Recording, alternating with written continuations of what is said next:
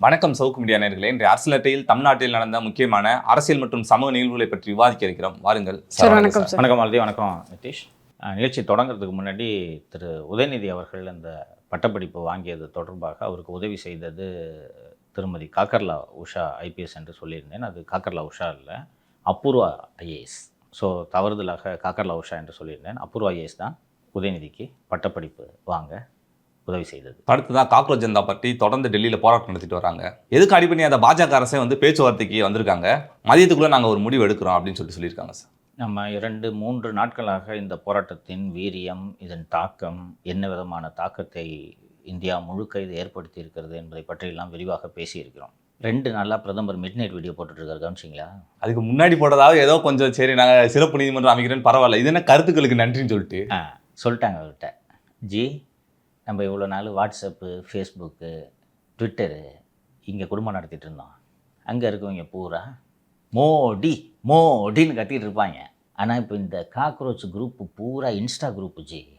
அங்கே நம்ம அந்த அளவுக்கு செல்வாக்கா இல்லை. என்னையா பண்ணணும் அதுக்கு?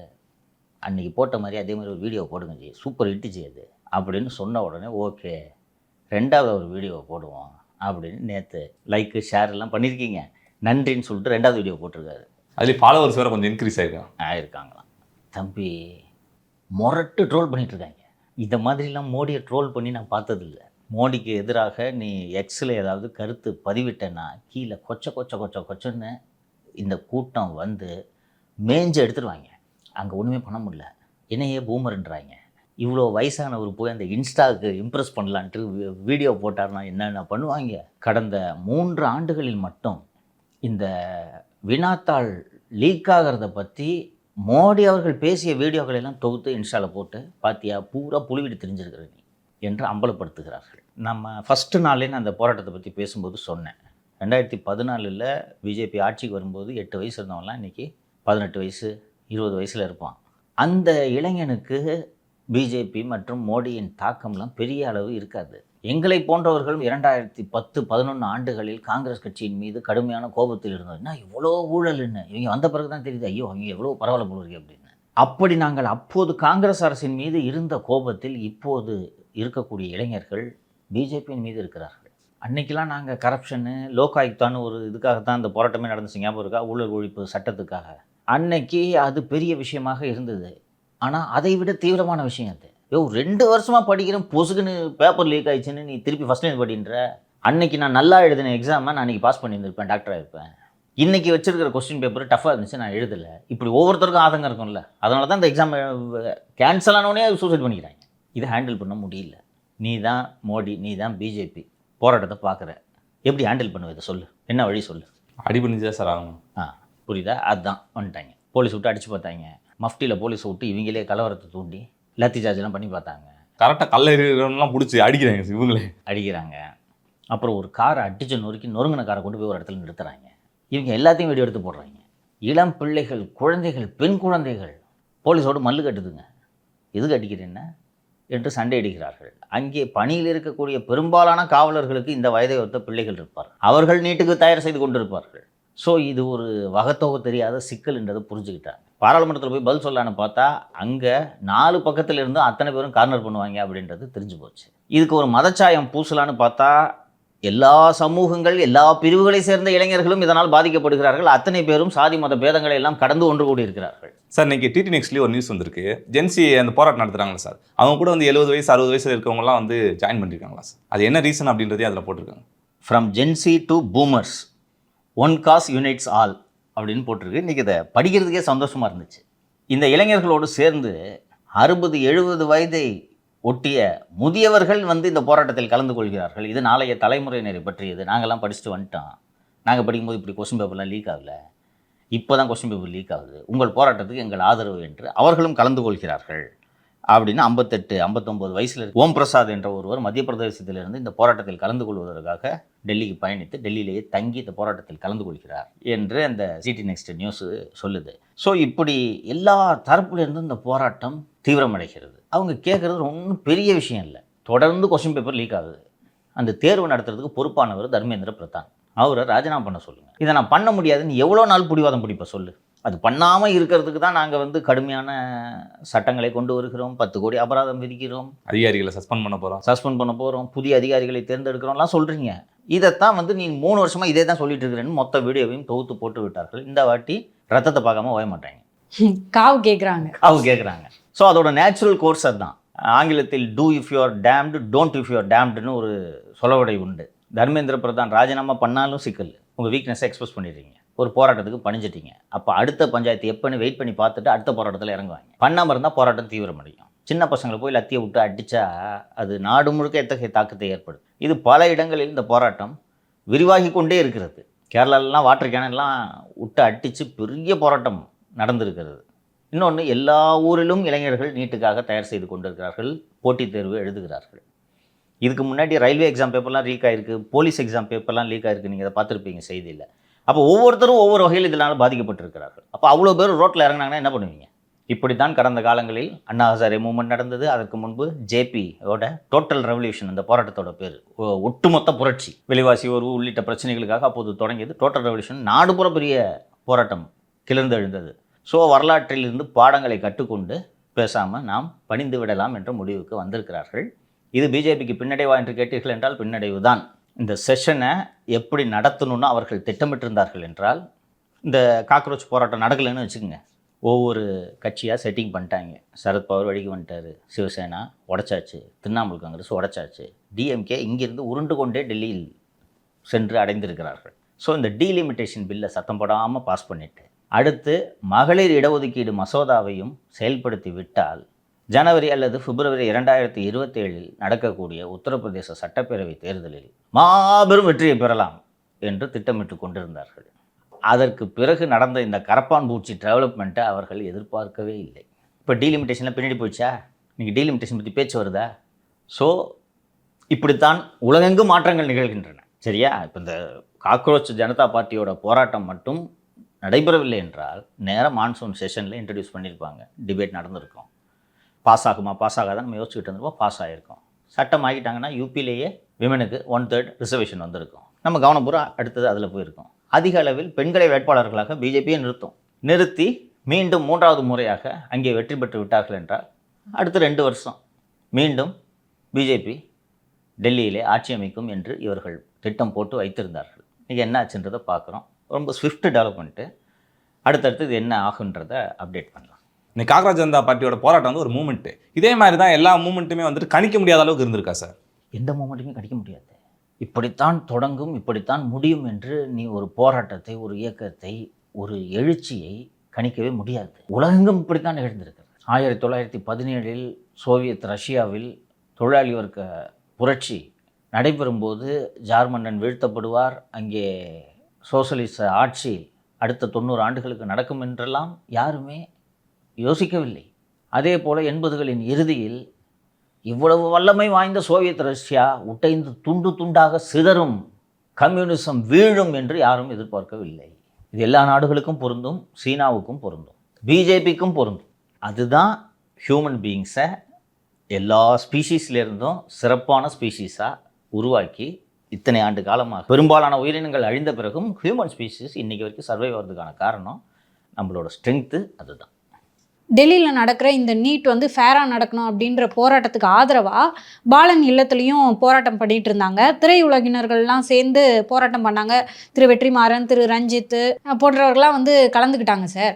அந்த கூட்டத்திலேயே சார் செல்வி சனம் ரெட்டி அவங்க நடிகை, அவங்களும் கலந்துக்கிட்டாங்க. அவங்க பேசிகிட்டு இருக்கும்போதே மைக்கை பிடிங்கிட்டாங்க அப்படின்னு சர்ச்சையாகிருக்கு. அது பார்த்தீங்களாங்க சார்? இல்லை, நான் பார்க்கல. அது சர்ச்சையாச்சுன்ற செய்தியை பார்த்தேன். நான் உள்ள அவங்க என்ன பேசுனாங்க, ஏன் பிடுங்கினாங்கன்ற விவரம்லாம் தெரியல எனக்கு. என்ன பேசுனாங்க அவங்க ஆக்சுவலி?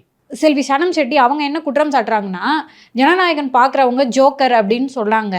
அந்த மீட்டிங்லேயே திரு வெற்றிமாறன் அவர்களே எத்தனை படங்களை இயக்கியிருக்காரு. ஸோ படம் பார்த்தாலே எப்படி நீங்கள் ஜோக்கர்னு சொல்லுவீங்க?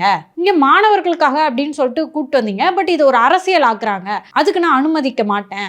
நாளைக்கு நாங்களே ஒரு போராட்டம் பண்ணுறோம், போராட்டத்துக்குலாம் அவங்க விஜய் அரசு வந்து எங்களுக்கு அனுமதி கொடுத்துருக்காங்க, ஸோ அனுமதி கொடுக்கலன்றதெல்லாம் பொய் அப்படின்னு சொல்கிறாங்க. இது மாணவர்கள் போராட்டம், இதை வந்து நீங்கள் அரசியல் பண்ணிக்கிறீங்க அப்படின்னு சொல்லிட்டு அவங்க பேசினாங்க. பேசினோடனே கொத்துசெல்லாம் அப்படி கொத்து போட்டா போட்டு அந்த மைக்கை பிடிங்கிட்டாங்க சார். துரத்திட்டாங்க, என்ன மைக்கை பிடுங்கி துரத்திருக்காங்க. இதுலயே புரியுது இவங்க டெமோக்ரஸியோட லட்சணத்தை.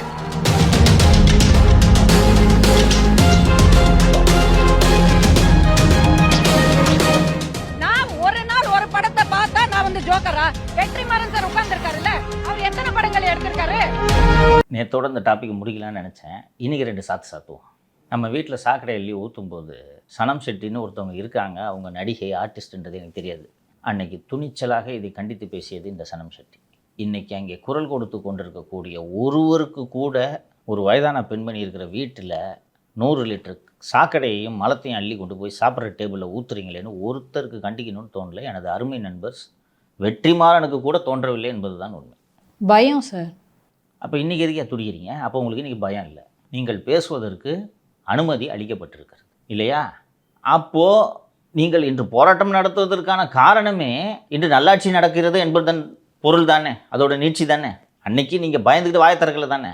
இன்றைக்கி இந்த நீங்கள் சொல்கிற சனம் ஷெட்டி சினிமா பார்க்குறவங்களெல்லாம் ஜோக்கர் என்று ஏன் சொல்கிறீர்கள்? இங்கே நீங்கள் டெல்லியில் போராடுபவர்களுக்கு ஆதரவாக ஒரு நிகழ்ச்சி நடத்தி கொண்டிருக்கிறீர்கள். இங்கே ஜனநாயகம் எங்கிருந்து வந்ததுன்றதான் அவங்க எழுப்பின கேள்வியோட சாரம் என்று நான் புரிந்து கொள்கிறேன். கரெக்டாக?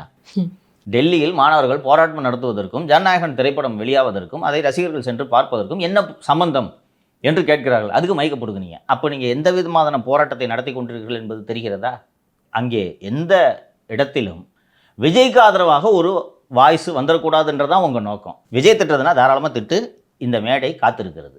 அதுக்கு தான் நாங்கள்லாம் கூடியிருக்கோம். எப்படி நரேட்டிவ் செட் பண்ண விரும்புகிறாங்கன்னாங்க சார், துப்புரவு தொழிலாளர்கள் போராட்டத்தின் போது முதல்வர் மு க ஸ்டாலின் அவர்கள் எப்படி கூலி படம் பார்த்தாரோ அதே மாதிரி இந்த நீட் போராட்டத்தின் போது முதல்வர் விஜய் ஜனநாயகன் படம் பார்த்துட்டு இருக்காங்க. இதுதான் சார் அவங்களோட அஜெண்டா. பெரிய அளவில் அது எடுபடவில்லை என்பதை நாம் பார்த்து கொண்டிருக்கிறோம். அந்த துப்புரவு தொழிலாளர்கள் ரெண்டையும் இன்னும் கொஞ்சம் விளக்கினா சரியாக இருக்கும்னு நினைக்கிறேன் நான். துப்புரவு தொழிலாளிகள் போராட்டத்தை 12 நாளாக தமிழகம் உற்று நோக்க தொடங்கிவிட்டது. ஃபஸ்ட்டு 2 நாள் அவங்க யாருமே கண்டுக்கல. உங்களுக்கு நினைவு இருக்கும்னு நினைக்கிறேன், தம்பிகளாம் ஞாபகம் இருக்கும்னு நினைக்கிறேன். 2 நாள் யாருமே கண்டுக்கல. 3ஆவது நாள் ஆச்சு. ஃபஸ்ட்டு ரெட் பிக்ஸ் போனாங்கன்னு நினைவு எனக்கு. போன உடனே இது என்னையா ரோட்டில் உட்காந்துட்டு இருக்காங்க, நம்ம போகணும்னு சொல்லிட்டு நாம் போனோம். கரெக்டாக? நாம் போன உடனே எல்லா யூடியூப் சேனலும் வந்துச்சு. கரெக்டுங்களா? கடன்ட்டு எல்லா யூடியூப் சேனலும் வந்துருச்சு. இதுக்குள்ளே 4 நாள் ஆச்சு, 5 நாள் ஆச்சு. அதற்கு பிறகு அரசியல் பிரமுகர்கள் அங்கே படையெடுக்க தொடங்கினார்கள். 7, 8, 9 நாள் இன்னும் ஆகுது. கூட்டம் சேர தொடங்குது. அந்த போராட்டத்துக்கு ஸ்ட்ரென்த்து கிடைக்குது. ஒட்டுமொத்த மெயின் ஸ்ட்ரீம் மீடியாவோட கவனமும் அதை நோக்கி திரும்பி விட்டது. என்னதான் திமுக ஆட்சியாக இருந்தாலும் கூட இந்த போராட்டத்தை கவர் பண்ணாமல் எங்களால் இருக்க முடியாதுன்ற நெருக்கடிக்கு மெயின் ஸ்ட்ரீம் சேனல்களும் தள்ளப்பட்டன. ஏன்னா எல்லா யூடியூப் சேனலும் அங்கேயே குடியிருக்க ஆரம்பிச்சிட்டாங்க. ஓகேவா? அங்கே இருக்கக்கூடிய பெண்கள், அந்த தொழிலாளிகளோடு நானும் உரையாடினேன். எல்லாம் ரொம்ப உற்சாகமாக பேச தொடங்கி விட்டனர். அவர்கள் பக்கம் நியாயம் இருக்கிறது. அவங்க என்னையா தப்பாக கேட்குறாங்க? அதுபோக அப்போது கார்ப்பரேஷன் கமிஷனராக இருந்தவர்கள், மேயர், அத்தனை பேரும் அந்த போராட்டம் நடத்துகிறவங்கள அந்த மாநகராட்சி மாளிகையில் இருக்கக்கூடிய கழிவறையை கூட பயன்படுத்த விடாமல் அந்த கேட்டை அடைச்சி வச்சுக்கிட்டு இருந்ததெல்லாம் ட்ராக்ஷன் கெயின் ஆகுது. குடியரசு தினம் வர இருக்கிறது, அங்கே கொடியேற்ற போகிறார்கள், விரைவில் இதை கலைத்து விடுவார்கள் என்று நாம் யோசித்து கொண்டிருந்த நேரத்திலேயே என்னால் நடைபாதையில் நடக்க முடியவில்லை என்று ஒரு வழக்கு உயர்நீதிமன்றத்தில் தொடுக்கப்படுகிறது. தேன்மொழி சேகர் பாபுவோட ட்ரஸ்ட்டில் நிர்வாகியாக இருக்கக்கூடிய அந்த தேன்மொழி, என்னால் நடைபாதையில் நடக்க முடியவில்லை, நான் அந்த இடத்தில் தான் நடப்பேன். ஆனால் என்னோட ஊர் காஞ்சிபுரம். நான் காஞ்சிபுரத்தில் இங்கே நடக்கலான்றதுக்காகவே வந்தேன். இங்கே என்ன நடக்காமல் எதுக்கு கிராஸ் பண்ணி போய் நடன்றாங்க, கால் வலிக்குது என்று உயர்நீதிமன்றத்தில் ஒரு வழக்கு தொடுக்கிறார். உயர்நீதிமன்றம் அந்த அனுமதி இல்லாமல் போராட்டம்லாம் நடத்தக்கூடாது, அதிகாரிகள் அப்புறப்படுத்தலாம் என்று ஒரு உத்தரவை போடுகிறார்கள். உத்தரவு வந்த மாலையை இன்னைக்கு தூக்க போகிறாங்கன்னு எல்லாருக்கும் தெரியுது. அவ்வளோ பேர் லைவ் கவரேஜ் பார்த்துட்டு இருக்கோம். அன்னைக்கு நைட்டு சினிமா போனீங்க சார் நீங்கள். ஓகேவா? இது அந்த போராட்டம். இந்த போராட்டம் அப்படிப்பட்டதா? டெல்லியில் ஒரு பெரும் போராட்டம் நடந்து கொண்டு இருக்கிறது. அந்த போராட்டத்திற்கு ஆதரவாக இங்கே ஒரு போராட்டம் நடக்கிறது. இன்னொன்று, அந்த போராட்டத்தின் கோரிக்கை வேறு, இந்த போராட்டத்தின் கோரிக்கை வேறு. திரு வெற்றிமாறன் அவர்கள் சரியா சொல்றாரு, ஃபேர் நீட் அப்படின்னு சொல்லிட்டு உடனே இல்ல பேன் நீட் தான் அப்படின்னு பின்னாடி இருந்து அவரை கரெக்ட் பண்றாங்க. என்னையா திமுக போராட்டத்துக்கு வந்துட்டு நீ என்ன மாத்தி பேசிட்டு இருக்கிற? நல்லா இல்ல. கரெக்டாவா? சரியா பேசுறீங்க. நாளைக்கு வெற்றிமாறன் அவர்கள்ட்ட சொல்லுவாங்க, நீ இப்படிதான் பேசணும், என்ன இங்கே வந்து இப்படி பேசிக்கிறீங்க. அவரை கரெக்ட் பண்ணிக்கிறாரு, இல்லாட்டி அவருக்கும் மைக்க பிடிங்கிருப்பாங்க. ஆமாமா, கண்டிப்பா. வேணாம், நீ போ, ரிஜெக்டட். மட்டும் இல்லாமல் பிடிங்கி எரிஞ்சிருப்பாங்க சார். ஓ அப்படியா, நான் தான் தப்பா புரிஞ்சுட்டேன் போலன்னு சொல்லிட்டு அவர் கரெக்ட் பண்ணிக்கிறாரு. ஃபேர் நீட் தான் அங்கே டிமாண்டே. ஸோ அதற்கு ஆதரவாக நடக்கக்கூடிய போராட்டம். ஓகேவா? துப்புரவு தொழிலாளிகளின் போராட்டம் போல அடிப்படை வாழ்வாதாரம் குறித்த போராட்டம் இது அல்ல. மேலும் தமிழகம் சார்ந்த, தமிழகம் 10-15 நாட்களாக உற்று நோக்கி கொண்டிருக்கக்கூடிய போராட்டமும் அல்ல. இது போக ஜனநாயகன் 23ஆம் தேதி ரிலீஸ் ஆக போகுதுன்றது 10 நாட்களுக்கு முன்பே அரசியல் பிரவேசத்திற்காகவே விஜய் நடித்த திரைப்படம். அது பாதி பேர் ஏற்கனவே பார்த்துட்டான். இப்போது முதலமைச்சரான பிறகு அந்த முதலமைச்சர் டைட்டில் கார்டோட வருது. முதலமைச்சர் நினைத்திருந்தால் எங்குமே இந்த போராட்டத்தை நடத்த விடாமல் செய்துவிட்டு கூட அவர் திரைப்படத்தை சென்று பார்த்துருக்கலாமே. முடியுமா முடியாதா? முடியும். இன்னும் இவர்களைப் போல போலீஸை விட்டுலாம் அடித்து கஷ்டப்பட வேண்டிய அவசியம் கூட கிடையாது. கூட்டணி கட்சி தான். வீரபாண்டியன்ட்டு சொல்லி ஒரு 2 நாள் தள்ளி வைங்க, என்னங்க நான் சினிமா பார்த்துட்டு வரேன் என்று கூட சொல்லியிருக்க முடியும். அல்லது காவல்துறை வைத்தும் தடுத்திருக்க முடியும். கட்சி அபிஷங்க பொதுக்கூட்டம் போட்டுக்கிட்டு இருக்கீங்க அனுமதி இல்லாமல், சொல்ல முடியுமா முடியாதா? அதெல்லாம் செய்யலை. அவர் படம் கடைசி படம் பார்க்கணும், எப்படி கொண்டாடினாங்க தேட்டர்லன்றதை பார்த்தோம். அவர் நானும் கொண்டாடிக்கிறேன் ஏக்கா, எனக்கும் கடைசி படம் ஏன் என்று அவர் ஒரு முறை கொண்டாடி கொண்டிருக்கிறார். உங்களுக்கு எந்த வகையிலும் பாதிப்பில்லை. மாறாக அவர் நான் ஒரு நீட் ஆதரவாளர், நீட்டு வினாத்தால் வெளியாக வேண்டும் வருஷம், நீட் வினாத்தால் ஒவ்வொரு எக்ஸாமுக்கும் லீக் ஆகணும்ட்டுலாம் சொல்லிட்டு இருக்காரா? அவரும் தான் ஏன் ஆதரவு கொடுக்குறாரு? அதுக்காக முதலமைச்சர் உங்கள் கூட வந்து பால நிலத்தில் கத்திக்கிட்டு இருக்குன்னு நினைக்கிறீங்களா? இல்லை சார், அவங்க போராடுறது நீட் தேர்வு ஒழுங்காக நடத்தினா இல்லை நீட் தேர்வை பேன் பண்ண சொல்லிட்டு, அங்கே எதுக்கு சார் விஜய் அவர்கள் போட்டால் திருசா அவர்கள் போட்டால் வச்சு காட்டுறது? அங்கே வந்து இங்கே பாருங்கள், நாங்கள் வாழ்வாதாரத்துக்காக போராடிக்கிட்டு இருக்கோம், இவர் போய் சினிமா பார்க்குறாரு, தேட்டரில் எல்லாரும் போய் கூடுறாங்க அப்படின்றது. அப்போது உங்களோட நோக்கம் இந்த நீட்டு கொஸ்டின் பேப்பர் லீக்கேஜோ இதெல்லாம் அல்ல. எங்கேயாவது ஒரு இடத்துல கூடி இந்த கவர்மெண்ட்டை குறை சொல்லணும், விஜயை குறை சொல்லணும். ஸோ நாளுக்கு நாள் இவர்கள் அம்பலப்பட்டு கொண்டு இருக்கிறார்கள். அதை விட அப்படி பார்த்தாங்க சார், இந்த கஸ்டோடியல் டெத்துக்கு போராடினா இன்னும் எடுபடும். ஏன் சார் அவங்க அதை சூஸ் பண்ணல? அவங்க மாலி சரியான ஒரு பாயிண்ட் சொன்னாங்க. ஏன்னா ஜூனியர் உடன்லையும் இன்னைக்கு வந்திருக்கு, அன்று கடும் கண்டனம் இன்று கடும் மௌனம் அப்படின்னு சொல்லிட்டு கஸ்டோடியல் டெத்தை தான் அவங்க மீன் பண்ணியிருக்காங்க. ஏன்னா ஏற்கனவே நடந்த கஸ்டோடியல் டெத்துக்கு பெரிய போராட்டம் திரு விஜய் அவர்கள் நடத்தினார். ஆனால் இன்னைக்கு அந்த கஸ்டோடியல் டெத் நடந்தது எந்த காவலர்களையும் எஃப்ஐஆர் போடலை, அரெஸ்ட் பண்ணல, எடுபட்டு இருக்கும். அது இல்லாமல் இன்றைக்கி இந்த போராட்டம் நடக்கிறதே டெல்லியில் ஒரு மாபெரும் இயக்கம் நடக்கிறது. அந்த இயக்கத்துக்கு சாலிடாரிட்டி தெரிவிக்கணுன்றது தான் நோக்கம்னு நான் புரிஞ்சுக்கிறேன். இந்த நேரத்தில் நீங்கள் கஸ்டோடியல் டெத்துக்காக போராடணும்னு கூட நான் எதிர்பார்க்கல. எடுபட்டிருக்கோம்லன்றேன், எடுபட்டிருக்கோம். அந்த கோரிக்கை, அது சார்ந்த கோரிக்கைக்காக போராட்டம் நடத்துறீர்கள். நீங்கள் சொல்கிறத நான் எப்படி புரிஞ்சுக்கிறேன்னா, இதே மேடையில் நீங்கள் கஸ்டோடியல் டெத்தை பற்றி பேசியிருந்தீங்கன்னா கூட ஓரளவுக்கு லாஜிக்கலாக இருக்குது. ஆனால் உங்களுக்கு காண்டு ஜனநாயகன் படம் மேலே ஏற்கனவே ஹெச்டி பிரிண்ட் வந்த படத்தை போய் இவ்வளோ பேர் புதுசாக பார்க்குற மாதிரியே போய் பார்த்து கொண்டாடுறான், சந்தோஷமாக இருக்கிறான். அமீருக்கு நம்ம நச்ச படத்தெல்லாம் எவனுமே பார்க்க மாட்டேங்கிறான். இதில் என்ன அப்படி நல்லா இருக்குது, அதுவும் மொக்க படம் வேறு, அதுக்கு போய் இவ்வளோ பேர் கூட்டமாக உட்கார்ந்து நிற்கிறீங்களே என்ற இவர்களின் பொறாமை தான் இதில் வெளிப்படுகிறது. அண்ட் இதையெல்லாம் விட டு சம் அப், இதன் பின்னணியில் திமுக இருக்கிறது என்பது வெளிப்படையாக தெரிகிறது. முன்னாள் அமைச்சர் திரு மனோ தங்கராஜ் இதிலே கலந்து கொள்கிறார். திமுகவினர் அந்த ஜென்சி திமுக அவர்கள் சென்று இதில் கலந்து கொள்கிறார்கள். அண்ட் இந்த போராட்டத்தை தாவேக அரசுக்கு எதிரான போராட்டமாக மடைமாற்றம் செய்வதற்கு திமுக எல்லா வழிகளிலும் முயன்று கொண்டிருக்கிறது. உங்களுக்கு கூடுதலாக ஒரு தகவலை சொல்லிடுறேன். சட்டப்பேரவை கூட்டத்தொடர் 5ஆம் தேதி தொடங்க இருக்கிறது. அதுவரை இந்த போராட்டத்தை நீட்டிக்கவும், சட்டப்பேரவை கூட்டத்தொடர் நடக்கும் சமயத்தில் இதே பால நிலத்திலும் டி நகரிலும் ஒரு பெரும் சட்டம் ஒழுங்கு பிரச்சனையை கிளப்பவும் திமுக திட்டமிட்டிருக்கிறது. அசெம்பிளி நடந்துகிட்டு இருக்கிற நேரத்தில் இங்கே லாண்ட் ஆர்டர் பிரச்சனை நடந்தால் எப்படி இருக்கும்?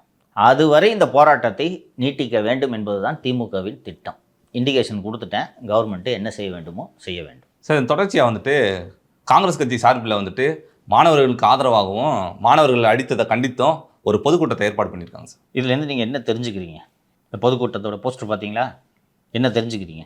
ஸோ தாவேகாவோட காங்கிரஸ் கூட்டணியில் இருக்குது, அவங்களுக்கும் இதில் எந்த சிக்கலும் இல்லை நீட்டை எதிர்ப்பது தொடர்பாக. அதை விட முக்கியமான அரசியல் செய்தி இதில் இருக்கிறது. அந்த போஸ்டரோட டிசைனே பார்த்தீங்கன்னா, எந்தெந்த கட்சிகள் கலந்து கொள்கின்றனவோ அந்த கட்சிகளின் கொடி அந்த போஸ்டரில் மேலே இருக்குது. காங்கிரஸ், தாவேக, மார்க்சிஸ்ட் கட்சி, இந்திய கம்யூனிஸ்ட் கட்சி, விடுதலை சிறுத்தைகள், ஐயுஎம்எல், மதிமுக. இவர்களது கோரிக்கையும் ஒன்று, திமுகவின் கோரிக்கையும் ஒன்று.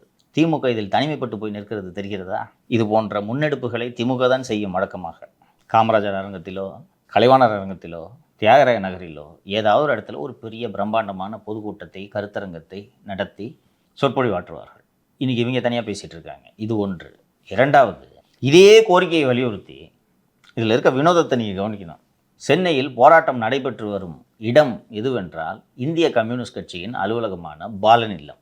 அந்த இந்திய கம்யூனிஸ்ட் கட்சி தாவேகவோடு கூட்டணியில் இருக்கிறது.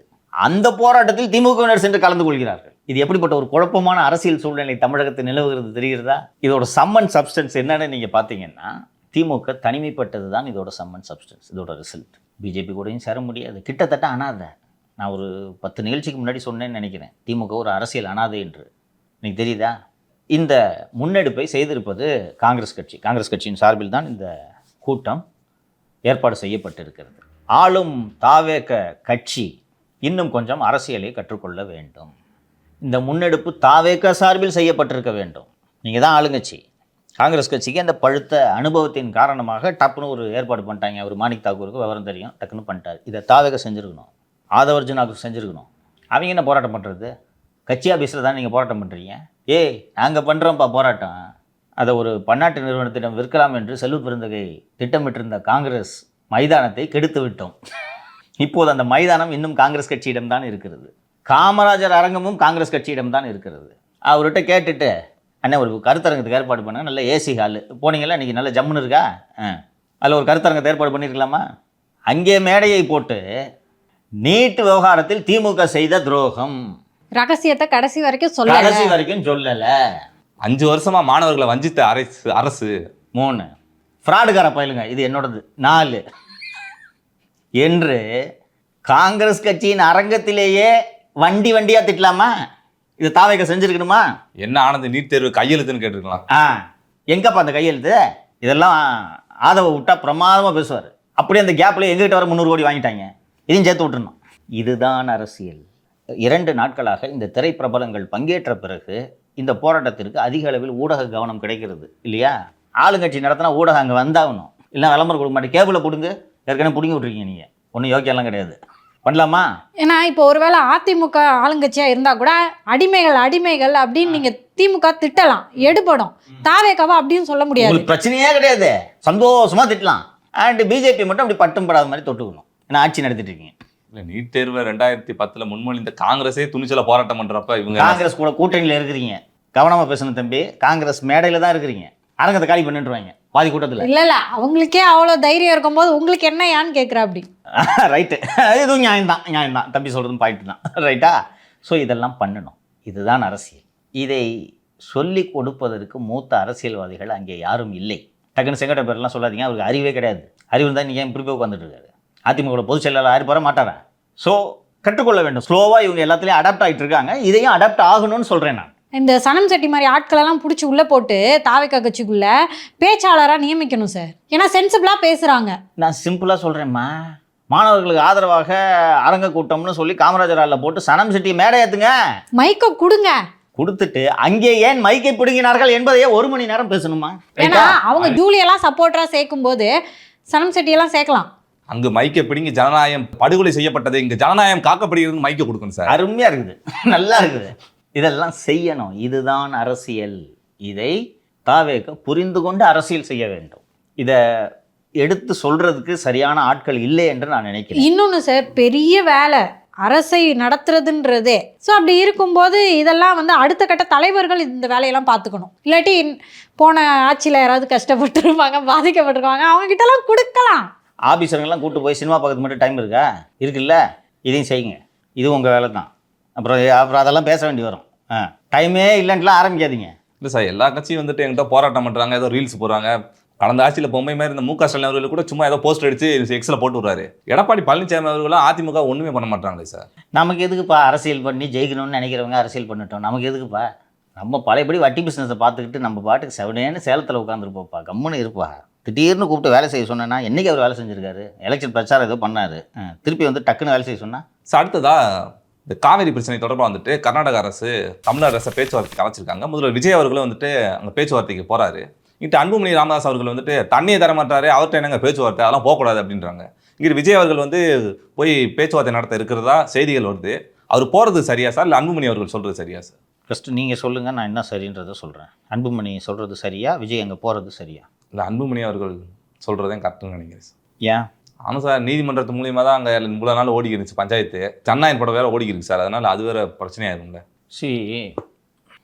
அன்புமணி அவர்கள் மத்திய அமைச்சராக இருந்தவர், மூத்த அரசியல் தலைவர். சரி, பேச்சுவார்த்தைக்கு போவேண்ணா, ஹொசூர் தாண்டி 2 ஸ்டேட்டு மக்களையும் சண்டை போட வைக்கலாமா? யார் ஜெயிக்கிறீங்களோ நீங்கள் தண்ணி எடுத்துங்கன்னு சொல்லாமா? பேச்சுவார்த்தை நடத்துவதை தவிர வேறு வழியே இல்லை. அங்கே இருப்பவர்களும் மனிதர்கள் தான். இன்னும் சொல்ல போனோன்னா நம்ம ஊர் ஆளுங்க கொள்ள பேர் இருக்காங்க. அவர்கள் சொல்லும் காரணம் என்ன? யோ, பெங்களூரில் குடிக்கிறதுக்கு தண்ணி இல்லையா? நாங்கள் இந்த அணையை கட்டினா தான் எங்களுக்கு தண்ணி கிடைக்கும், நீங்கள் பாசனம் பண்ணுறதுக்கு தண்ணி வேணும்னு கேட்குறீங்க, குடிக்க தண்ணி இல்லையா எங்களுக்கு அப்படின்றாங்க. எங்களுக்கு 3 போகம் விதைக்கணும், அதனால் 3 போகம் விவசாயம் பண்ணுறதுக்கு எங்களுக்கு தண்ணி கொடுங்க, குடிய தண்ணியில்னா எங்களுக்கு பிரச்சனை இல்லைன்னு சொல்ல முடியுமா? பேச்சுவார்த்தை ஒன்றுதான் தீர்வு. இன்னொன்று, முதலமைச்சர் விஜய் கர்நாடகம் சென்று பேச்சுவார்த்தை நடத்துவது மிக மிக பண்பான செயல். எனக்கு நினைவு தெரிந்த வரலாறை சொல்கிறேன். கடந்த காலங்களில் உச்சநீதிமன்றமே மீண்டும் மீண்டும் காவிரி நீர் பிரச்சனைக்காக இங்கே வந்து வழக்காடி கொண்டிருக்காதீர்கள். நீங்கள் ஒரு மாநிலத்தின் முதலமைச்சர், அவர் ஒரு மாநிலத்தின் முதலமைச்சர், ஏன் 2 முதலமைச்சர்களும் அமர்ந்து பேசவில்லை என்று உச்சநீதிமன்றம் அறிவுறுத்திய பிறகு செல்வி ஜெயலலிதா கர்நாடகா சென்று பேச்சுவார்த்தை நடத்தியிருக்கிறார். ஜேஎச் பட்டேல் அப்போது முதலமைச்சராக இருந்ததாக நினைவு. இப்போது கோர்ட்டெல்லாம் சொல்லாமல் நாமளே போய் பேசி, சரிங்க குடிய தண்ணி வேணும்னு சொல்கிறீங்க, ரைட்டு, அது போக எங்களோட விவசாயிகளும் முக்கியம், ரைட்டா, எங்களுக்கு கொஞ்சமாவது தண்ணி விடுங்க அப்படின்னு போய் பேசி ஒரு தீர்வை எட்டுவது சரியான வழிமுறையா? அதில் நான் பேச மாட்டேன், உச்சநீதிமன்றம் போகிறேன்னு சொன்னால் உச்சநீதிமன்றம் மட்டும் என்ன தீர்ப்பை கொடுத்துட முடியும்? நீங்கள் 5 கோடி ரூபாய் வக்கீல கூட்டு போனீங்கன்னா அவங்க 6 கோடி ரூபாய் வக்கீல கூட்டு போக போகிறாங்க. சார் எங்கள் கேஸு தான் சார் முக்கியம்ட்டு அவர் பேசுவார், நீங்கள் இல்லை சார் எங்கள் கேஸு தான் சார் முக்கியம்ட்டு இவங்க பேசுவீங்க. உச்சநீதிமன்றம் 2 பேருக்கும் பொதுவாக ஒரு தீர்ப்பாயம் ஒன்று அமைக்கலான்ட்டு புதுசாக ஒரு உத்தரவு போடும். உச்சநீதிமன்றமும் இறுதியாக இரு தரப்பும் பேச்சுவார்த்தை நடத்துங்கள்னு சொல்கிறதுக்கு தானே வாய்ப்பு இருக்குது. இல்லை உச்சநீதிமன்றம் ஹோசூர் பார்டரில் 2 பேரும் இறங்கி அடிச்சுக்குங்க அப்படின்னு உச்சநீதிமன்றம் சொல்ல வாய்ப்பு இருக்கா? அடிச்சு பாருங்க, யார் ஜெயிக்கிறீங்களோ அவங்களுக்கு தண்ணி யார் பெருசுன்னு அடிச்சு காட்டு அப்படின்னு உச்சநீதிமன்றம் சொல்லுமா? இல்லை சார். அப்போ என்ன வழி? ஸோ அன்புமணி ராமதாஸ் போன்றவர்கள் பொறுப்பாக பேச வேண்டும். இல்லை சார், இப்போ திரு விஜய் அவர்களுடைய முடிவு ரொம்ப பெருசு இல்லை சார், நானே போகிறேன் அப்படின்றதே நல்ல விஷயம்னு சொல்கிறேன். எப்படி இந்த முடிவு எடுத்திருப்பாரு? அங்கே படம் ஓடணும்ல. விடுங்க விடுங்க விடுங்க, நான் பாராட்டுறேம்மா, இதுவும் காரணமாக இருக்கலாம் தானே. ப்ரொடியூசர் எந்த ஊர்? அப்புறம் எல்லாத்தையும் பேச வேண்டி வரும். கர்நாடகா. அப்புறம் அதெல்லாம் பொது வழியில் தவிர்க்க வேண்டிய விஷயங்கள். அப்ப அதுக்கு தான் போறாரா? ஏங்க அந்த தண்ணி பிரச்சனைக்கு போறாருங்க, இப்போ ஃப்ளோவாக கரெக்டாக போயிட்டு இருந்துச்சு. ஸோ நல்ல விஷயம். சி ஜோக்ஸ் அப்பார்ட், இது ஒரு பெருந்தன்மையான பக்குவமான செயல்.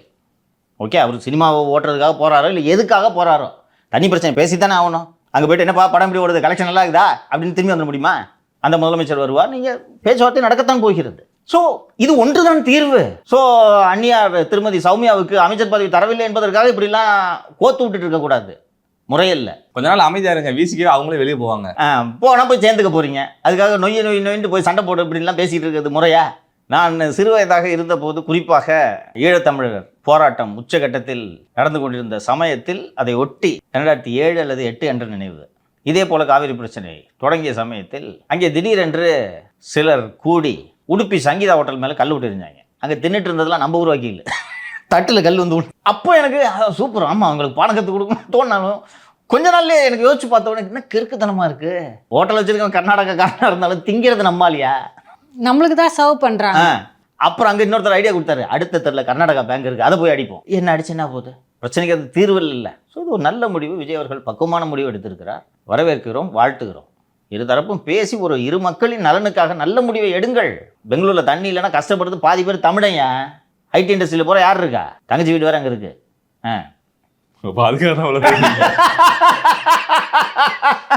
அடுத்ததான் நாமக்கல்ல மாவட்ட ஆட்சியருக்கு எதிராக வந்து அரசு ஊழியர்கள் போராட்டம் பண்ணுறாங்க. அவங்க என்ன சொல்கிறாங்கன்னா, தீர்வு செய்யல யாருமே ஏற்றுக்காதீங்க, சொந்தக்காரன் ஒரு மாமா மச்சனுக்கு ஒரு 5000 சென்ட் பண்ணேன்னா எதுக்கு 5000 சென்ட் பண்ணீங்கன்றாங்க, கையில் ஒரு 10,000 வச்சிருந்தேன்னா இது என்ன 10,000 கணக்கு கேட்குறாங்க, இந்த அரசே நமக்கு ஆதரவாகவே இல்லை, எல்லா ஆட்சி வந்தாலும் அரசு ஊழியர்கள் தான் வஞ்சிக்கிறாங்க அப்படின்றாங்க சார். எதற்காக இரவு 8 மணி வரை இவர் ஆய்வு கூட்டத்தை நடத்துகிறார்? நண்பர்களே, கால சூழ்நிலை சரியில்லை, அரசும் நமக்கு ஆதரவாக இல்லை. இங்கே மேடை அமைக்கின்றோம், சாமியானா போடுகின்றோம், கார்பெட் விரிக்கின்றோம், வரக்கூடிய அமைச்சருக்கு அத்தனை பணிவிடைகளையும் செய்கின்றோம், மக்களுக்கு உணவளிக்கின்றோம். அதற்கெல்லாம் படம் எங்கிருந்து வந்தது என்று யாராவது கேட்டார்களா? வேண்டாம், இன்னைக்கு இருக்கிற சூழ்நிலை என்னது? ஜிபேல நம்ம மாமா மச்சானுக்கு ஒரு 5 ரூபா அனுப்ப முடியல, நம்ம அண்ணன் தம்பி அங்கிருந்து நமக்கு ஒரு 5000 ரூபாய் போட முடியல, அதுக்கும் கேள்வி வருது. நானும் பார்த்தேன், அவர் வருவாய்த்துறை ஊழியர் சங்கம் மற்றும் அரசு ஊழியர் சங்கத்தை சேர்ந்தவராக இருப்பார் என்று நான் புரிந்து கொள்கிறேன். அவர் பேசும்போது 2-3 விஷயங்களை குறிப்பிடுகிறார். ஒன்று, இனிமேல் இரவு 8 மணிக்கு 9 மணிக்கு மாவட்ட ஆட்சியர் மீட்டிங் நடத்தினால் இருக்காதீர்கள், நீங்கள் கிளம்பி சென்று விடுங்கள் என்கிறார். இரவு 10 மணி வரை பெண் ஊழியர்களை வைத்தெல்லாம் ஏன் இந்த ஆட்சியர் கூட்டம் நடத்துகிறார் என்கிறார். இந்த போர்ஷனை பேசிடுவோம். இருக்கும் துறைகளிலேயே காவல்துறைக்கு அடுத்தபடியாக மிக கடுமையான பணிச்சுமை எந்த துறைக்கு என்றால் வருவாய்த்துறைக்கு தான். பலருக்கு தெரியாது. போலீஸை யூனிஃபார்ம் போட்டு அங்கங்கே பார்க்குறோம். அதனால் நமக்கு இவங்க தான் கஷ்டப்படுறாங்க அப்படின்ட்டு நமக்கு தெரியும். கண்ணுக்கு தெரியாமல் அதிக வேலைப்பளுவை தலையில் சுமப்பது இந்த வருவாய்த்துறை. வருவாய்த்துறை இல்லை என்றால் தேர்தல் இல்லை. இவங்களுக்கு என்ன சார் வேலை? தேர்தல் நடத்துகிறதே அவங்க தான்மா. வாக்காளர் பட்டியலை தயார் செய்வதிலிருந்து அந்த வாக்கு இயந்திரங்களை சரிபார்ப்பது வரை வருவாய்த்துறை தான் அந்த வேலையை மேற்கொள்ளும். பிறப்பு இறப்பு எல்லாமே அவங்க தான். சென்னையில் கார்ப்பரேஷனு, இது எல்லா இடங்களிலும் வருவாய்த்துறை தான். அந்த சம்மந்தப்பட்ட மாவட்ட ஆட்சியரும் இரவு 10 மணி வரை பெண் ஊழியர்களை வைத்து வேலை வாங்குகிறார் என்றால் அது கண்டிக்கத்தக்கது. ஏன்னா 6 மணிக்கெல்லாம் கவர்மெண்ட் வேலை முடிஞ்சிரும்னு நினைக்கிறேன். முடிஞ்சிருது. ஒரு மணி நேரம் முன்ன பின்ன இருக்குன்னா, ஒரு கவர்மெண்ட் ஆஃபீஸில் ஒரு 50 பேர் இருக்காங்கன்னா ஒரு 3-4 பேர் பேச்சுலர் இருப்பான். அவனை பிடிச்சி அமுக்கணும். உட்கார வீட்டுக்கு போய் என்ன பண்ண போகிற? இப்போ நீ சிக்கனல்லங்க. அது மாதிரி பெண்கள் எவ்வளோ கஷ்டத்தில் வேலை செய்கிறாங்கன்றது எல்லாருக்கும் தெரியும். எல்லாருக்கும் குழந்தைங்க இருக்கும். ஸோ இது தவிர்க்கப்பட வேண்டும். மாவட்ட ஆட்சியர் புரிந்து கொள்வார் என்று நான் நம்புகிறேன். அடுத்ததாக அந்த தீர்வு செயலியில் யாரும் வேலை செய்யாதீங்கன்னு சொல்கிறார் என்று நினைக்கிறேன். அந்த தீர்வு செயலி பற்றி பின்னால் ஒரு நாள் விரிவாக பேசுவோம். இது போலவெல்லாம் ஊழியர்கள் நடத்தும் போராட்டங்களில் பேசுவது தவிர்க்கப்பட வேண்டும். ஃபஸ்ட்டு உங்களால் இதை செய்ய முடியாது. அந்த தீர்வு செயலிக்கு கொஞ்சம் கூடுதல் வேலையை செய்யுங்கன்னு சொல்லி நீங்கள் செய்யலைன்னா மெமோ கொடுத்து சஸ்பெண்ட் பண்ணுவாங்க. இல்லைன்னா டிஸ்மிஸ் பண்ணிட்டு அந்த இடத்துல வேறு ஆளை போட்டுருவாங்க. உங்கள் வேலையை செய்கிறதுக்கு லட்சக்கணக்கில் காத்திருக்கிறார்கள். ஏதோ போய் இங்கே உட்காந்துட்டோன்றதுனால அரசு வேலை நிரந்தரம் என்றெல்லாம் நினைத்து கொண்டு நீங்கள் பேசக்கூடாது. உங்களுக்கு இருக்கக்கூடிய சிரமங்களை எடுத்துரையுங்கள். இனிமேல் தீர்வு செயலில் யாரும் என்ட்ரி போடாதீங்கன்ட்டுலாம் நீங்கள் பேசுவது முறையல்ல. அவர் பேசியதிலேயே மிக மிக முக்கியமான ஒரு விஷயமாக நான் பார்ப்பது, அரசு விழாக்கள் நடத்தும் போது சாமியானா போடுறோம், கீழே கார்பெட் விரிக்கிறோம், மேசை நாற்காலிகளை தயார் செய்கிறோம், மேடையிலே குளிர்சாதன வசதியை ஏற்படுத்துகிறோம், தண்ணி கேன் கொடுக்குறோம், முந்திரி பக்கடை வைக்கிறோம், அமைச்சர் பெருமக்கள் வந்து செல்லும் வரை எல்லா வேலைகளையும் நாங்கள் செய்கிறோம். இதற்கான பணம் எங்கிருந்து வருகிறது என்று யாராவது கேட்டிருக்கிறீர்களா? இது உண்மையிலேயே சரியான ஒரு பொருளுக்கான விவாதத்தை அந்த தோழர் தொடங்கி இருக்கிறார் என்று நான் பார்க்கிறேன். இது எல்லா துறைகளிலுமே இப்படி தானே சார் இருக்கும்?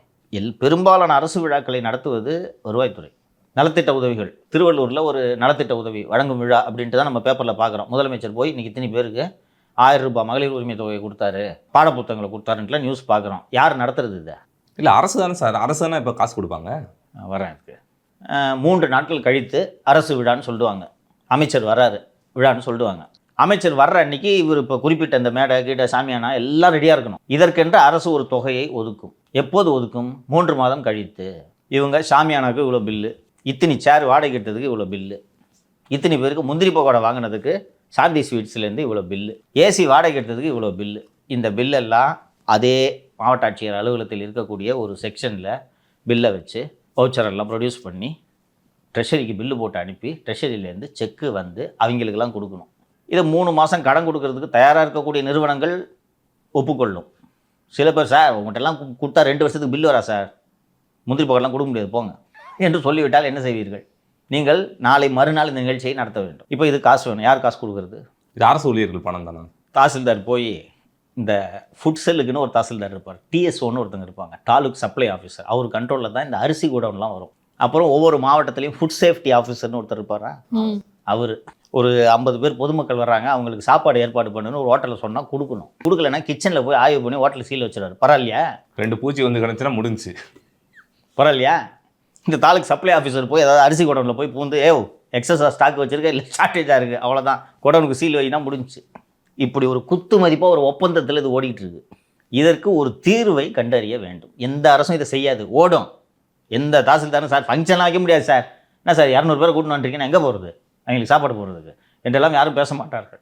இப்போது ஏன் இதை இவர்கள் பேச வேண்டிய தேவை ஏற்படுகிறது என்றால், எங்கள் மெனியை பிடிச்சிங்கன்னா நாங்கள் பதிலுக்கு இதெல்லாம் கேட்போம், பதில் சொல்லு. ஸோ இதற்கு ஒரு தீர்வை கண்டறிய வேண்டும் என்று நான் சொல்கிறேன். இல்லை, உங்கள் கோரிக்கை நியாயமானது தானே சார்?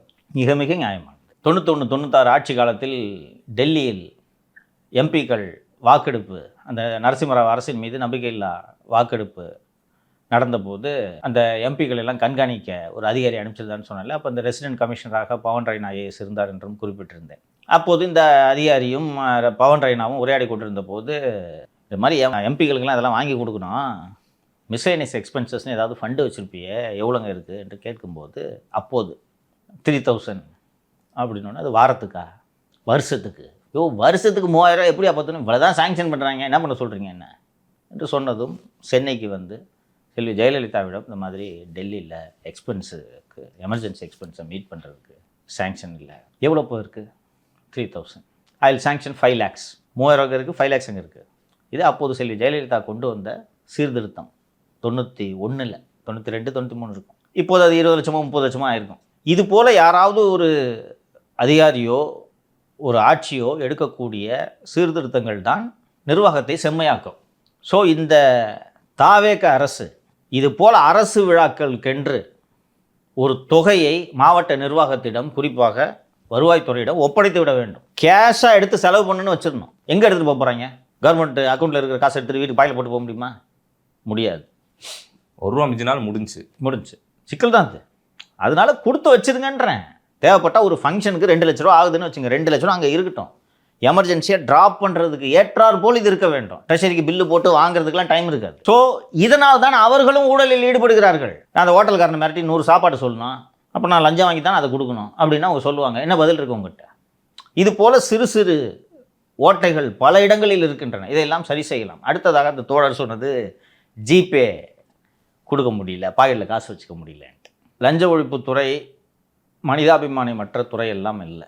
இப்போ நீங்கள் 2 பேரும் பத்திரப்பதிவு அலுவலகத்தில் இருக்கிறீர்கள் அல்லது வருவாய்த்துறையில் பணியாற்றுகிறீர்கள். லஞ்ச ஒழிப்புத்துறை அதிகாரிகள் வருகிறார்கள், சோதனை செய்கிறார்கள். ஃபோன்லேருந்து ஜிபே எடுத்து ஓப்பன் பண்ணி பார்க்குறாங்க. நீ யாருக்கோ 2000 ரூபா அனுப்பிச்சிருக்க, யாருங்க அது? இல்லை உனக்கு 2000 ரூபா வந்திருக்கு. யார்கிட்டேருந்து வந்திருக்கு? இந்த மாதிரி சார், எங்கள் அண்ணன் பையன் அவசரத்துக்கு கேட்டிருந்தான், திருப்பி அனுப்பிச்சிருக்கிறான். ஃபோன் பண்ணி அண்ணன் பையன்ட்டு கேட்டு, ஏப்பா இந்த நம்பருக்கு அனுப்பிச்சிருக்க யாருன்னா, எங்கள் மாமாங்க அனுப்பிச்சேன் அப்படின்னாங்க. முடிஞ்சு போச்சா? அதுக்காக உங்கள் மீது ஒழுங்கு நடவடிக்கை எடுக்க முடியுமா? திங்கக்கிழமை ஒருத்தன் 50,000, செவ்வாய்க்கிழமை 75,000, புதன்கிழமை 45,000 வந்துருந்துச்சுன்னா கேட்கத்தான் செய்வாங்க. அதுபோல் நானும் பத்திரப்பதிவு அலுவலகங்களுக்கு இந்த திடீர் சோதனைக்கெல்லாம் சென்றிருக்கிறேன். பணத்தை கசக்கி கீழே கிடக்கும். உன் காசை கசக்கி கீழே போடுவியா? குப்பத்தொட்டில் கிடக்கும். அவங்களுக்கு நினைப்பு குப்பத்தொட்டில் இருந்தால் என் காசு இல்லை, இது ரெக்கார்ட் ரூமில் சொல்லி வைப்பாங்க கத்தையாக பணத்தை. இப்போ உன் பாக்கெட்லேயே 10,000 ரூபாய் இருக்குது. இப்போ கேஷ்லேயே யாரும் பெரும்பாலும் டீல் பண்ணுறது இல்லை. 10,000 ரூபாய் இருக்குன்னா, சார் ஆமாம் சார் இதுக்கு கொடுக்கணும், இந்தா விட்ராயல் பண்ணிட்டு வந்திருக்கேன், ஸ்டேட்மெண்ட்டை பாருங்கள், முடிஞ்சு போச்சா? அதை மீறி உங்கள் நடவடிக்கை எடுக்க முடியுமா? அதனால் இதையெல்லாம் ஒரு காரணமாக, ஊழல் தடுப்பு நடவடிக்கைக்கு எதிரான ஒரு காரணமாக இதெல்லாம் மேடை போட்டு மீட்டிங்கில் சொன்னீங்கன்னா அங்கே கூட இருக்கவங்க கைத்தட்டுவான். பொதுமக்கள் உங்கள் மீது கடும் கோபம் கொள்வார்கள். அரசு ஊழியர்கள் இதை புரிந்து கொள்ள வேண்டும். இந்த அரசு எடுக்கக்கூடிய ஊழல் எதிர்ப்பு, ஊழல் தடுப்பு நடவடிக்கைகளுக்கு மக்களிடையே பெரும் ஆதரவு இருக்கிறது. இன்னும் கூட நீங்கள் பார்த்தீங்கன்னா, நான் 18 வருஷம் விஜிலன்ஸை வேலை செஞ்சப்போ, சார் இருந்தாலும் என்கிட்ட காசு கேட்குறான் சார், யார் கம்ப்ளைண்ட் கொடுக்க வருவான்னு பார்த்தீங்கன்னா, ரூபா எடுத்து வை, இல்லைனா உன் பத்திரம் வராது, இல்லைனா உனக்கு சர்டிஃபிகேட் வராது அப்படின்னு சொல்லும்போது தான் வருவான். வேலையை முடிச்சு கொடுத்துட்டு நீ பாட்டு கம்முன்னு இருந்தாலே, சார் இருந்தாங்க சார் வச்சுங்க சார், கொடுத்துட்டு போகிற பழக்கம் இருக்கா இல்லையாம்மா? அதெல்லாம் கம்ப்ளைண்ட்டே ஆகாது. புரியுதா? அவங்களா கொடுக்கறது எங்கேயும் கம்ப்ளைண்ட் ஆகாது. நீ அடாவடி பண்ணும்போது தான் பிரச்சனை ஆகும். ஸோ இந்த ஊழல் எதிர்ப்பு நடவடிக்கைகளுக்கு அரசு ஊழியர்களும் ஒத்துழைப்பு தர வேண்டும் என்று நான் சொல்கிறேன். மக்களிடமிருந்து அந்நியமாகி போவீர்கள். அரசு நினைச்சா அவங்கள வீட்டுக்கு அனுப்பிச்சிட்டு புது ஆளுங்க வேலைக்கு வைக்க முடியுமா? முடியாதா? ஜெயலலிதா பண்ணாங்களா இல்லையா? 10 லட்சம் பேர் வெளியே காத்துட்டுருக்காங்க. எக்ஸாக்ட்லி. ஜெயலலிதா பண்ண உதாரணமே இருக்கே. இன்னைக்கு வீரவசனம் பேசுகிறீர்களே, அன்று ஜெயலலிதா 1.5 லட்சம் பேரை வீட்டுக்கு அனுப்பிய போது நீங்கள் என்ன செய்தீர்கள் என்பது எனக்கு தெரியும். நான் இப்போ சீக்ரெட் பிரான்ச்சுக்கு போயிட்டேன், என்னால் வேலை நிறுத்தத்தெல்லாம் பங்கேற்க முடியல. அவ்வளோ பேரும் மன்னிப்பு கடிதம் எழுதி கொடுத்தனர். 1.5 லட்சம் பேரும் எழுதி கொடுத்தாங்க. அதுக்கு அந்த அம்மா 3 ஓய்வு பெற்ற நீதிபதிகளை விசாரணைக்குன்னு போட்டுட்டாங்க. அந்த நீதிபதிக்கிட்ட போய் அவ்வளோ பேரும் மன்னிப்பு கடிதம் எழுதி கொடுத்தாங்க. தெரியுமா? அந்த வீரவசனம்லாம் பேசாதீங்க. அரசாங்கம் ஊழல் எதிர்ப்பு நடவடிக்கை எடுத்தால் ஒத்துழைப்பு கொடுங்க. சார், ஊழல்னு ஆரம்பிச்சிட்டிங்க. ஊழல் தொடர்பாக தினமலரில் ஒரு செய்தி வந்திருக்கு சார். அரசு துறைகளில் அடங்கியதால் லஞ்சத்தின் ஆட்டம். முன்பு மிரட்டி வாங்கினாங்க, இப்போ கொடுப்பதை வாங்கிக்கிறாங்க அப்படின்னு சொல்லிட்டு நீங்கள் வந்திருக்கு சார். இது ஒரு நல்ல முன்னேற்றம் தானே. இப்போ தான் நான் சொன்னேன் இல்லையா? அதுலேயே வந்திருக்கு. கேள்வி கேட்டால் அப்ரூவல்னு அதில் ஒரு பாக்ஸ் நியூஸ் வந்திருக்கு. 14 நாட்களுக்குள் ஒப்புதல் தர வேண்டும்னு வச்சுக்கோங்களேன். 14வது நாள் வரைக்கும் கட்டி வச்சுருக்காங்க. யாராவது இந்த அப்ரூவலுக்கு அப்ளை பண்ணியிருக்கிற ஆளுங்க, ஏங்க என்னங்க வரல எங்களுது அப்படின்னு கேட்டால், பண்ணிட்டேன் சார், பண்ணி கொடுத்துட்றாங்களாம். இந்த செய்தியே ஒரு நல்ல திசையில் இந்த அரசு சென்று கொண்டிருக்கிறது என்பதை உணர்த்துகிறது. எனக்கு கொடுத்ததை பெறுகின்றன என்பது நல்ல முன்னேற்றமாக தெரியவில்லையா? கொடுத்ததை வாங்கிறாங்களே, யார் கம்ப்ளைண்ட் பண்ண போறா? இந்தாயா இவ்வளோதான் இருக்கு என்று கொடுத்ததை அரசு ஊழியர்கள் வாங்கி கொள்கிறார் என்றால் பிரச்சனையில் ஒடுங்கல. அது யாரும் கம்ப்ளைண்ட்லாம் பண்ண போகிறது இல்லை இல்லையா? இல்லாதவங்கிட்ட வாங்காத, அவ்வளோதான். இந்த ஆட்டோவில் பயணிப்பதையே சொல்கிறேன். பெரும்பாலானோர் போயிட்டு ஒரு 80 ரூபா ஆகுதுன்னு வச்சுக்கலாம், 100 ரூபாய் கொடுத்துட்டு வருவோம் இல்லைங்களா? பெரும்பாலானோர் அதெல்லாம் முடியாது. மீட்டுக்கு மேலே 50 ரூபா கொடுனா அங்கே நின்று சண்டை போடுவோம். கரெக்டா? 100 ரூபானா சார் 450 ரூபாய் கொடுப்பாங்க. அவங்க 250 ரூபா 200 ரூபா கேட்பாங்க சார். அதான் இது போல் டிமாண்ட் பண்ணும்போது தான் சிக்கல். ஸோ தினமலரில் இருந்து வந்திருக்கக்கூடிய செய்தி நல்ல திசையில் இந்த அரசு பயணிக்கிறது என்பதை நமக்கு உணர்த்துகிறது. அது நடுவில் ஒன்று போட்டிருந்தாங்க, போனதுக்கு எவ்வளோ கொடுக்கணுங்க அப்படின்னு சொல்லிட்டு கேட்டாங்களா ஒரு அம்மா. இல்லைங்க நீங்கள் போயிட்டு உள்ளே இருக்க அந்த ஆஃபீஸரை பார்த்தீங்கன்னு சொல்லிட்டு போய் கேட்டாங்களா. அவங்க 30,000 கேட்டாங்களா. அதுக்கப்புறம் உங்களால் முடிஞ்சே கொடுங்கன்னொடனே இவங்க வாட்ஸ்அப் எடுத்துனோன்னு நம்பர் டைப் பண்ணாங்களாம். ஐயோ நம்ம போட்டு கொடுத்தேன், எங்க இல்லைங்க முடிஞ்சிடும், நீங்கள் கிளம்புங்கட்டாங்களா. அதில் போட்டுருச்சு. நல்லா தத்துவார்த்தமாக யோசித்தீர்கள் என்றால் அவர்களுக்காகத்தான் அரசு ஊழியர்கள். மக்களுக்காக தான் அரசு ஊழியர்கள். எனக்கு வேலை சொல்லி கொடுத்த ஒரு அதிகாரி சொல்லுவார், டேரக்டர் கூப்பிட்றாருன்ட்டு நான் போய் சமயத்தில் சொல்ல வேண்டியிருக்கும்போது சரிங்கன்னு எந்திரிச்சிட்டு ரூமில் ஃபேனு லைட்டெல்லாம் ஆஃப் பண்ணுவார். சார் கவர்மெண்ட் தானே சார் கட்டுது, இதெல்லாம் போய் இது பண்ணுறீங்க விடுங்க சார் என்று சொன்னால் அப்படி இல்லைங்க அப்படின்னு போயிட்டு வந்துட்டு டேரக்டரை போய் பார்த்துட்டு வந்துட்டு உட்காருங்க என்று கூப்பிட்டு சொல்லி, கார்ப்பரேஷன்லேருந்து உங்கள் வீட்டில் வந்து சாக்கடை அடப்பு எடுத்துருக்காங்களா அப்படின்னுவார். இல்லை சார் எங்கள் வீட்டில் இது இல்லைன்னா எங்கள் ஊரில் எல்லாம் சாக்கடை ஓப்பனாக இருக்கும் அடைச்சிப்பாங்க, கார்ப்பரேஷனுக்கு மாநகராட்சிக்கு ஃபோன் பண்ணுவோம், நகராட்சிக்கு வந்து அவர் அடைச்சிட்டு போவார், நாங்கள் ஏதாவது காசு கொடுப்போம். அவருக்கு அப்போது 1500 2000 மாத ஊதியம் இருக்கும். அந்த 1500 2000 மாத ஊதியம் பெறும் அந்த நபர் ஒவ்வொரு பொருள் வாங்கும்போதும் வரி கட்டுகிறார். அந்த வரி காசில் தான் சங்கர் நம்ம சம்பளம் வாங்குகிறோம். அந்த வரி காசில் தான் இந்த ஃபேனும் லைட்டும் எரியுது. அப்போ இதை விரயமாக்கக்கூடாது. நான் இங்கே உட்காந்து மக்கள் பணி செய்கிறதுக்காக தான் அவ்வளவு ஏழைகள் கட்டும் வரியில் இதற்கெல்லாம் இணைப்பும் கட்டணமும் செலுத்தப்படுகிறது அப்படின்னு சொல்லியிருக்காரு. ஸோ அந்த மக்களுக்காக தானே அரசு ஊழியர்கள். அரசு ஊழியர்களுக்கு இன்னொரு பெயர் பொது ஊழியர்கள் இல்லையா? பொதுமக்களுக்காக தானே நாம். ஸோ அதை புரிந்து கொண்டு வேலை செய்ய வேண்டும். அரசு ஊழியர்கள் இந்த அரசு செம்மையாக நடப்பதற்கு முழு ஒத்துழைப்பை வழங்க வேண்டும் என்று நான் இந்த நிகழ்ச்சியின் வாயிலாக கோரிக்கையாகவே வைக்கிறேன். யாராவது ஒரு மென்டல் அதிகாரி வருவார், நான் மறுக்கவில்லை, வந்துட்டு உயிரெடுப்பார். இந்த மாதிரி நைட்டு 9 மணிக்கு மீட்டிங்கு, 10 மணிக்கு மீட்டிங்கு, லேடி ஸ்டாஃபை உட்கார வேண்டி யாராவது ஒரு சில மென்டல் அதிகாரிகள் செய்வாங்க. அதை நீங்கள் அரசின் கவனத்திற்கு கொண்டு செல்லுங்கள். அதுக்கு அது மாதிரி வேலை செய்ய மாட்டேன், ஜிபே அனுப்ப முடியலன்றதெல்லாம் ரீசன் எடுத்து தூக்கிட்டு வராதீங்க. அடுத்ததான் இந்த டாஸ்மாக் துறையில் எம்ஆர்பி ரேட்டை மட்டும் வாங்குங்க, அதுக்கு அதிகமாக வாங்காதீங்க, உங்களுக்கு சம்பளத்தையும் நாங்கள் உயர்த்தி கொடுக்குறோன்னு சொல்லிட்டு டாஸ்மாக் நிறுவனம் தொடர்ந்து நடவடிக்கை எடுத்துட்டு வராங்க சார். நேற்று கூட விக்னேஷ் அவர்கள் சொல்லியிருந்தாரு, நீங்கள் என்னதான் முகமூடி போட்டு இந்த காசு வாங்கினாலும் நான் விட மாட்டேன் அப்படின்னு சொல்லியிருந்தாங்க. இன்னைக்கு தீவிரமாக நடவடிக்கை எடுப்புன்னு சொல்லிட்டு டாஸ்மாக் நிர்வாகம் அறிவிச்சிருக்காங்க போல. அது தொடர்பான ஒரு செய்தி வந்திருக்கு சார். என்ன செய்தி என்றால், இத்தனை நாட்களாக அந்த கூடுதல் கட்டணம் வசூலித்தால் அபராத தொகை விதிக்கப்பட்டு கொண்டிருந்தது. இனி அதுபோல் அபராத தொகை விதிக்கப்படாது. முதல் முறை அபராதம், 2வது முறை பணியிடை நீக்கம், 3வது முறை பணி நீக்கம் செய்யப்படுவீர்கள் என்று எச்சரிக்கை தெரிவித்திருக்கிறார். தாவேக அரசுக்கு இது கடுமையான சங்கடத்தை ஏற்படுத்தக்கூடிய ஒரு விவகாரம். உங்கள் தலைவர் தான் போய் கரூரில் பாடினார், 10 ரூபா 10 ரூபா பாட்டிலுக்கு 10. நல்லா இருக்க பாட்டேன். ஆட்சிக்கு வந்த பிறகு நீங்கள் அதை தடுக்கலைன்னா கேள்வி தான் கேட்பாங்க. இன்னொன்று, இது தினந்தோறும் புழங்குற இடம், ரைட்டா? வீடு வாசல் மாதிரி. ஆமாம், இதை மறுக்கவோ மறைக்கவோ முடியாது. அவங்களும் வாங்கிறது நிறுத்தவே மாட்டாங்க. அதை நான் சொல்லிடுறேன்.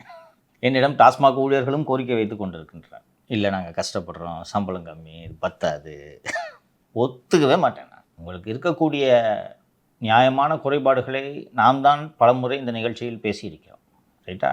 இந்த எக்ஸ்ட்ராவாக 10 ரூபா வாங்கிறத ஒத்துக்கவே முடியாது. இது லஞ்சம், ஊழல்.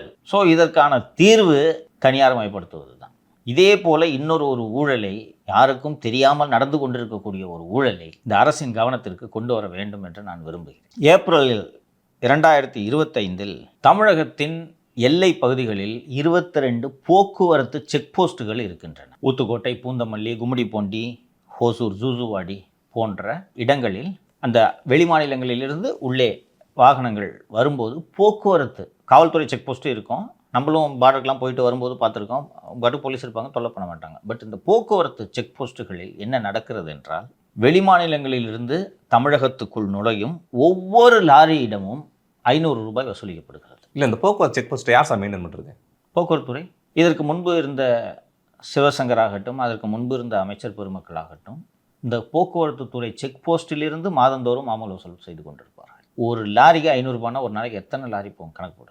வெளிமாநிலங்களிலிருந்து எத்தனை லட்சம் லாரிகள் உள்ளே வரும். 2021 மத்திய தரைவழி போக்குவரத்து துறை அமைச்சகம் ஒவ்வொரு மாநில அரசுகளும் செக் போஸ்ட்டுகளை நீக்க வேண்டும் என்று உத்தரவிட்டிருக்கிறது. அதை கவனிக்கணும் நீங்கள். இப்போது தமிழகத்தில் இயங்கி கொண்டிருக்கக்கூடிய இந்த செக் போஸ்ட்டுகள் சட்டவிரோதமான செக் போஸ்ட்டுகள். தெலுங்கானா முதல்வர் ரேவந்த் ரெட்டி அவர்கள் கடந்த அக்டோபர் 25 தெலுங்கானா மாநிலத்தில் இருக்கக்கூடிய 15 செக் போஸ்ட்டுகளை நீக்கினார். மகாராஷ்டிரா, குஜராத் போன்ற மாநிலங்களில் மாநில செக் போஸ்ட்டுகளே இல்லை. இப்போது எளிதாக உங்களுக்கு ஒரு கேள்வி வரும், என்னங்க ஸ்டேட் செக் போஸ்ட்டை எடுத்துட்டா அப்புறம் என்னங்கன்ட்டு. இப்போது மத்திய அரசு இந்த பரிவாகன் என்ற ஒரு ஆப் ஒன்று கொண்டு வந்திருக்கு, கேள்விப்பட்டிருக்கியா? கேள்விப்பட்டிருக்கேன். அதில் ஒவ்வொரு லாரியும் பதிய வேண்டும். அந்த லாரியில் இருக்கக்கூடிய ஜிபிஎஸ் கண்காணிக்கப்படும். ஒரு லாரியில் என்ன சரக்கு ஏற்றுறாங்க, என்ன வெயிட் ஏற்றுறாங்க என்பது உட்பட அத்தனை விவரங்களும் அந்த பரிவாகனில் இருக்கும். இதையெல்லாம் அடிப்படையாக வைத்து தான் போக்குவரத்தை இன்னும் விரைவாக்க வேண்டும். அந்த மத்திய அரசு சொல்கிறதுக்கான நோக்கம், ஒவ்வொரு இடத்துல லொடுக்கு லொடுக்குன்னு போட்டு நிறுத்திட்டு இருக்காதீங்க, இன்னும் வேகமாக போகணும். நாங்கள் தான் ட்ராக் பண்ணுறோம்ல, எது எங்கே இருக்குன்னு. அதனால் போக்குவரத்து செக் போஸ்ட் வேணாம், போலீஸ் செக் போஸ்ட்டை சொல்லலை, போக்குவரத்து செக் போஸ்ட் வேணான்னு சொல்லியிருக்காங்க. தமிழ்நாட்டில் 22 செக் போஸ்ட் இருக்குது. எனக்கு தெரிந்த ஒரு போக்குவரத்து துறை அதிகாரியிடம் பேசிய போது அவர் சொன்னது, வாங்குறோம் தான், ஆனால் நாங்களும் கொடுக்குறோம், அதை நீங்கள் ஒன்றுமே சொல்ல மாட்டீங்க. நான் இந்த போஸ்ட்டுக்கு வரதுக்கு எத்தனை கோடி கொடுத்துட்டு வந்திருக்கேன் தெரியுமா? இதெல்லாம் போக இங்கே லோக்கலில் இருக்க யூடியூப்காரெல்லாம் எங்களை மிரட்டி காசு வாங்கிட்டு போகிறான் சார். சொன்னாரியா அவர்? அங்கே லோக்கலில் யூடியூப் சேனல் வச்சுருப்பாங்கல்ல, எங்கேயாவது ஓரமாக நிறுத்தி வண்டி நிறுத்தி ஒவ்வொரு கிளீனராக இறங்கி காசு கொடுத்துட்டு போகிறத ஒரு வீடியோ எடுத்துகிட்டு போட்டுறவா அன்னைக்கு காசு போச்சு. 2 கோடி ரூபா கொடுத்துட்டு வந்திருக்கேன் நான் இந்த போஸ்ட்டுக்கு, போட்டுறது தம்பி அப்படின்னோடனே இந்த அப்போ கொடு. ஸோ மத்திய அரசே சொல்லியிருக்கு செக் போஸ்ட் வேணான்ட்டு. அப்புறம் எதுக்கு தமிழ்நாட்டில் மட்டும் 22 போக்குவரத்து செக் போஸ்ட் இருக்குது? சார் முன்னாடியாவது வந்து இந்த காசு ஃபுல்லாக வந்து சிவசங்கர் அவர்கள் போய்க்கிருந்துச்சு, இப்போ எங்கே சார் காசு ஃபுல்லாக போகுது? சோத்துக்கு சேர்த்து அமைச்சர் வாங்குறது இல்லை, அது உறுதியாக சொல்லிடுறேன். சரியா? இவங்களே அமைக்கிறாங்க. அவங்களுக்குலாம் இன்னும் டிபார்ட்மெண்ட்டு பிடிப்படல. அவரே கூட்டு போய் செக் போஸ்ட்டை சுற்றி காட்டுவாங்க. சார் இது முக்கியமான செக் போஸ்ட்டு சார் அப்படின்னு. அவருக்கு என்ன தெரிய போகுது? ரைட்டு தம்பி, சாப்பிட்டீங்களா? நான் சாப்பிடல, தின்ட்டு வரேன். அந்த செக் போஸ்ட்டை வந்து கூப்பிட்டு பாருங்கன்னா, தம்பி பசிக்குது தம்பி, நம்ம சாப்பிட்டு எதுவாக இருந்தாலும் சாப்பிட்டுட்டு வந்து நான் சொல்கிறேன் தம்பி என்று அவர் போய் விடுவார். இந்த செக் போஸ்ட் எதுக்கு? பக்கத்து ஸ்டேட்டில் செக் போஸ்ட் இருக்கான்றதெல்லாம் தெரியாது அவருக்கு. எந்த அதிகாரி சொல்ல போகிறதும் இல்லை. ரைட்டா? அவர் எதுவுமே கேட்காமையே ஆட்டோவுக்கு 20,000 ரூபாய் வசூலிக்கிறாருன்னு ஒரு நாள் பூரா ஆட்டோ ரெஜிஸ்ட்ரேஷன் நிப்பாட்டினவங்க தான் இந்த டிரான்ஸ்போர்ட் அதிகாரிங்க. புரியுதா? அதனால் கவனமாக இருக்க வேண்டும். அரசின் கவனத்திற்கு கொண்டு வந்து விட்டேன். உரிய நடவடிக்கை எடுக்க வேண்டும். ஸோ அடுத்ததாக இது நீர்வளத்துறையில் ஸ்வீட் பாக்ஸில் கைமாறுதுன்னு சொல்லிட்டு விகடனில் ஒரு செய்தி வந்துருக்கு சார். அது என்ன படிச்சிருவா சார்? ஜனநாயகன் படம் கர்நாடகாவிலும் ரிலீஸ் ஆகி இருப்பதால் பிறகு பார்த்து கொள்ளலாம் என அமைதியாகிவிட்டதாம் அரசு தரப்பு. இதையெல்லாம் கவனிக்க வேண்டிய நீர்வளத்துறை மாண்புமிகு சர்ச்சையில் சிக்கியிருக்கிறார். மாண்புமிகுவின் பெயரை சொல்லி துறையின் உச்ச அதிகாரி வசூலில் பட்டையை கிளப்புகிறாராம். செயற்பொறியாளர் பணியிட மாற்றத்திற்கு ஒரு ஸ்வீட் பாக்ஸ் இல்லாமல் ஃபைலை நகர்த்தியது இல்லையாம். சமீபத்தில் தோழமை கட்சி புள்ளிகள் ஒரு டிரான்ஸ்ஃபர் போட சொல்லி கேட்டிருக்கிறார்கள். மாண்புமிகவும் இசைவு தெரிவித்த பிறகு அந்த உச்ச அதிகாரி அசைந்து கொடுக்கவில்லையாம். கடைசியில் அந்த உச்ச அதிகாரிக்கு ஒரு ஸ்வீட் பாக்ஸை கொடுத்து டிரான்ஸ்ஃபர் பெற்றிருக்கிறது. மாண்புமிகுக்கு தெரியாமல் அதிகாரிகள் அடிக்கும் கொட்டத்தால் கொதித்து போயிருக்கும் தோழமை கட்சியினர் ஆட்சி மேலிடத்திற்கு புகார் அனுப்பியிருக்கிறார்களாம். நீர்வளத்துறையோட அமைச்சர் யாரு? அப்போ அந்த ஜனநாயகத்தில் ஒரு முக்கிய கேரக்டரில் நேற்று நடிச்சிருந்தாரு, புஷி ஆனந்தா. அவர் தான் நீர்வளத்துறை அமைச்சர். அவர் முதலமைச்சரை இட்டுன்னு போகிற வேலையில் பிஸியாக இருப்பதாலும், இந்த திரைப்படங்களில் நடிக்கும் வேலையில் கவனம் செலுத்துவதாலும், அவர் துறையின் செயலராக இருக்கக்கூடிய தங்கவேட்டை புகழ் சத்யபிரதா சாஹூ தான் இந்த வேலையை செய்திருப்பது. ஏற்கனவே சத்யபிரதா சாஹூ 35 கிலோ தங்கத்தை முதலீடு செய்து அந்த மார்வாடி அதை தூக்கி கொண்டு ஓடி கட்டத்துறை அருணை பயன்படுத்தி அந்த தங்கத்தை மீட்ட கதையெல்லாம் நாம் ஏற்கனவே பேசியிருந்தோம். அமைச்சருக்கே தெரியாமல் துறையின் செயலர் சத்யபிரதா சாஹூ இந்த வசூல் வேட்டையில் ஈடுபட்டு கொண்டிருக்கிறார். அந்த கூட்டணி கட்சியினர்னு வந்துருந்துச்சுல்ல, விசிகே ஒரு எக்ஸிக்யூட்டிவ் இன்ஜினியர் ஒருத்தருக்கு டிரான்ஸ்ஃபர்னு போய் கேட்டிருக்காங்க. இல்லை இந்த மாதிரி போஸ்டிங் போகிறதுனால விசிகே தான் வருவாங்களா சார்? வேறு யார் வருவா? அவங்களுக்கு முழு நேர்மை தானே வேலை. நீ என்ன அந்த கட்சி அவங்க மேடையிலலாம் பேசுகிறத பார்த்துட்டு தலித்துகள் முன்னேற்றத்துக்கு அந்த கட்சி நடக்குதுன்னு நினச்சிட்டு இருக்கியா? பேசாமல் இருப்பா.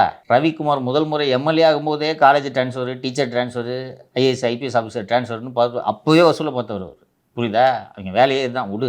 ஸோ இவங்ககிட்ட 1 கோடி வாங்கியிருக்காரு சத்யபிரதா சாஹூ. அவர் சொன்ன என்ன விசிகே வந்தானே, யாராக தானே எடுத்து வையா, சம்பாதிக்குதுன்னு போகிறாங்க, போய் எடுத்து வை என்றிருக்கிறார். கடந்த வாரம் மட்டும் சத்யபிரதா சாஹூ கான்ட்ராக்டர்கள் மற்றும் அதிகாரிகளிடமிருந்து 13 கோடி ரூபாய் வசூல் செய்திருக்கிறார். முதலமைச்சரோட மூக்கு கீழே உட்கார்ந்து இந்த வசூல்லாம் நடக்கிறத முதல்வர் எப்படி அனுமதிக்கிறார் என்பது எனக்கு உள்ளபடியே புரியவில்லை. ஜூனியர் விகடன் வரை இந்த செய்தி செல்கிறது.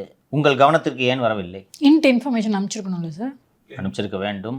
இந்த மாதிரி அலுவலகங்களுக்குலாம் லஞ்ச ஒழிப்புத்துறை போக மாட்டாங்களா சார்? அங்கே செக்ரட்டரிக்கு எப்படி போவீங்க? செக்ரட்டரிக்கெலாம் போக மாட்டாங்க. மண்டகாஜா விஓ அவனாவது இருப்பான், கார்பரேஷனில் சரக்கு வாங்கி வச்சுருக்கவன் இருப்பான். அங்கே சென்றாலும் ஒன்றும் கிடைக்காது. சத்யபிரதா சாஹூ என்ன நேரடியாக செக்ரட்டரியேட்டில் சீஃப் மினிஸ்டர் ரூமுக்கு பக்கத்தில் உட்காந்துட்டு, அப்போ துட்டு எத்தனாப்பா, எத்தனை கட்டு இருக்குது இப்படி அவங்க வர என்னையா நீ? அவர் தான் ஏற்கனவே வாங்கினதை தங்கத்தில் முதலீடு பண்ணி வச்சிருக்காருன்னு சொன்னேன்னா இப்போ எப்படிப்பட்ட தில்லாலங்கடியாக இருப்பார், புரியலையா? ஆடின காலும் பாடின வாயும் சும்மா இருக்காது தம்பி. இவங்க எல்லாம் வாங்கி வாங்கி பழக்கப்பட்டவர்கள், சும்மா இருக்க முடியாது. அதுவும் நீர்வளத்துறையில் உட்காந்துக்கிட்டு அவருக்கு மனசில் எப்படி இருக்கும்னா, இப்போ நீ தான் ஒரு ஈன்னு வச்சுக்கேன், நீ வந்து இப்போ பாலாறு டிவிஷனுக்கு நீ போஸ்டிங் கேட்குற, நீ பாலாருக்கு எதுக்கு போகிற? அங்கே மண் அள்ளுறது தானே போகிறேன், அப்போ சம்பாதிக்க தானே போகிற, எனக்கு கொஞ்சம் கொடுத்துருப்போ. இவங்க சொல்கிற லாஜிக்கு வந்துட்டு கேட்டேன்னா, என்ன சார் இது டிரான்ஸ்ஃபர் வாங்கினா, அவன் எதுக்கு போகிறாங்க? அவன் மணல் நல்லா விற்கிற இடத்துக்கு போகிறான், அங்கே போய் என்ன பண்ண போகிறான்? அவன் சம்பாதிக்கிறதுல கொஞ்சத்தை கொடுக்க சொல்கிறேன். இப்படி ஒவ்வொருவரும் காரணத்தை வச்சுருப்பாங்க. பட்டு பாக்கெட்டில் 5000 கூட வைக்க விடாமல் கீழ்நிலையில் பணியாற்றும் தோழர்களை அடக்கி ஒடுக்கும் இந்த தாவேக அரசு, அவர் மூக்குக்கு கீழே உட்கார்ந்து வசூலில் ஈடுபடும் இந்த அதிகாரிகளை எல்லாம் வேடிக்கை பார்த்து கொண்டிருப்பது இந்த ஆட்சிக்கு அழகல்ல என்பதை சொல்லிக் கொள்கிறோம். சின்ன மீன்களை பிடித்து விட்டு பெரிய பெரிய திமிங்களை ஆமாப்பா, கொஞ்சம் யோசிச்சு பார்ப்போம். முந்தான் நேற்று கூட ஒரு செய்தித்தாளில் ஒரு நியூஸ் வந்திருக்குப்பா. ஒரு விஏஓ 5000 ரூபா வாங்கிட்டு ஒரு லேடி விஏஓ மாட்டினாங்கன்ற செய்தி வந்திருக்கு. ரிமாண்ட் பண்ணிட்டாங்க.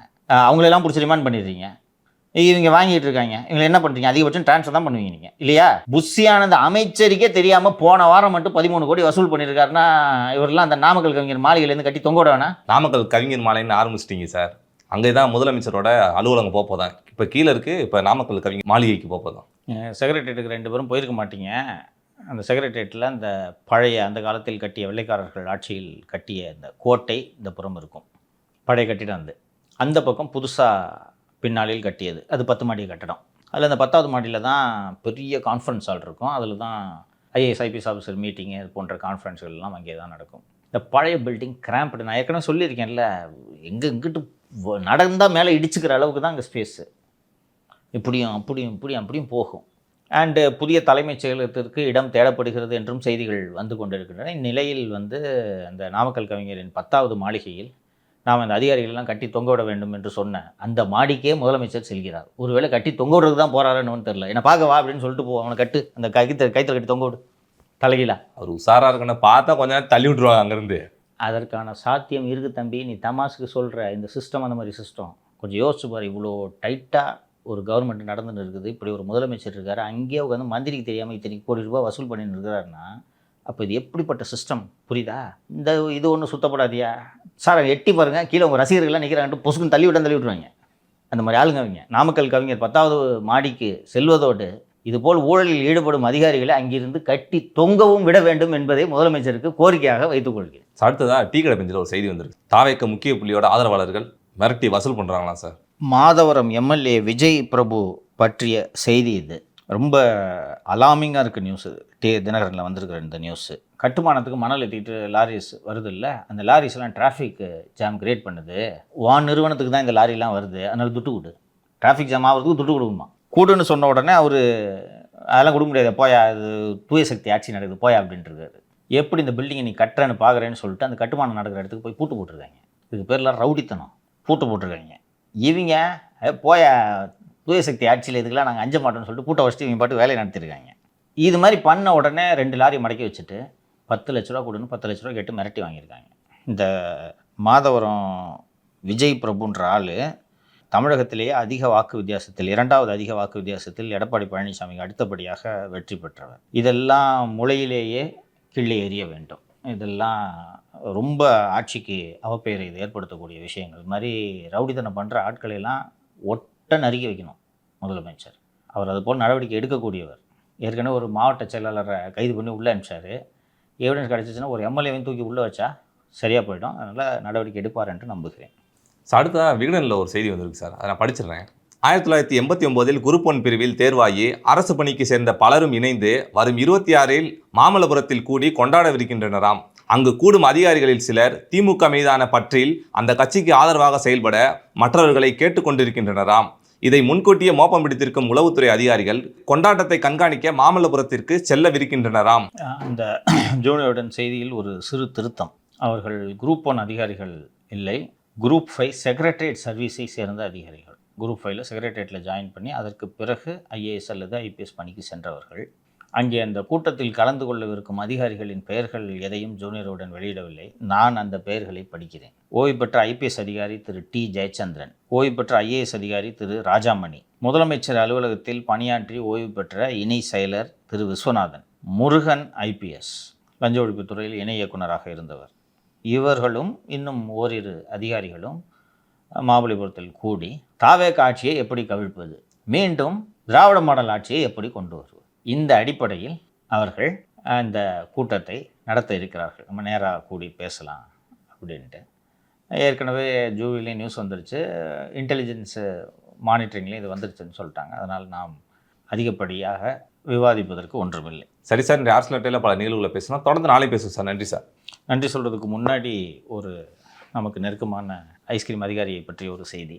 அவர் மீது சிபிசிஐடி விசாரணைக்கு உத்தரவிடப்பட்டிருப்பதாக யாரோ அவருக்கு தகவல் சொல்லியிருக்கிறார்கள். இதனால் டிஜிபி திரு மகேஷ்குமார் அகர்வால் அவர்களை சந்திக்க கடந்த வாரம் டிஜிபி அலுவலகம் சென்றிருக்கிறார். வழக்கமாக யார் போனாலும் டிஜிபி அறைக்கு பக்கத்து அறையில் அமர வைப்பார்கள். நான் டிஜிபி சந்திக்க சென்ற போதும் அமர வைத்திருந்தார்கள். பெரிய ஹாலு, சோஃபாலாம் போட்டிருக்கோம், வசதியாக இருக்கும். டீ காஃபி எல்லாமே ஆஃபர் பண்ணுவாங்க. ஒரு டிஎஸ்பியை லைஸ் பண்ணுறதுக்கு வச்சுருப்பாங்க. நீங்கள் போய் உட்காந்துருந்தீங்கன்னா 5 நிமிஷம் 10 நிமிஷம் அவ்வளோ சீனியர் ஆஃபீஸர் 5 நிமிஷம் 10 நிமிஷத்தில் கூப்பிட்ருவாங்க. அந்த நான் போன போது தான் இந்த வனத்துறை வருண் அங்கே அமர்ந்திருந்தார் என்றெல்லாம் சொன்னேன், உங்களுக்கு நினைவு இருக்கும். கூப்பிட்ருவாங்க. இது போல் அருண் அவர்கள் அங்கே சென்றபோது பக்கத்து அறையில் அமர வைத்திருக்கிறார். போயா என்று அங்கே அமருங்கள் என்று சொன்ன ஆளை தள்ளிவிட்டு இவர் பாட்டுக்கு போய் டிஜிபி ஆஃபீஸில் கதவு திறந்துட்டார். டிஜிபி ரூமுக்குள்ள அவர் டிஜி, ஹெச்ஓபிஎஃப், அதுவும் இவர் யார், கட்டத்துறை யாருன்றதெல்லாம் நல்லா தெரியும்.